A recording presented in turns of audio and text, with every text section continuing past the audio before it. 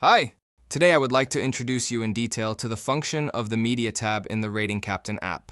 As always, you have the option to search for the profile that interests you.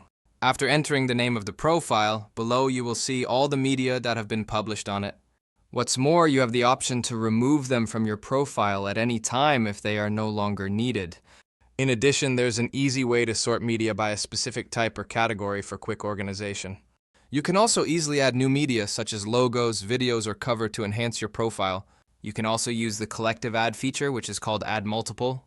With this feature, you have the ability to add up to 10 megabytes of photos or 75 megabytes of videos of diverse content at once. This tool allows you to manage your content quickly and efficiently. You can choose to have the app publish all added materials immediately. There is also an option to choose a specific date and time when the publication should take place. In addition, there is a third option that allows you to schedule the cyclic publication of materials. With it, from the date of publication, the system can automatically publish, for example, 2 or 3 photos or videos every 5 or 7 days. In this way, you will automate the process of adding media to your business card, which will allow for more regular updates and increase audience engagement.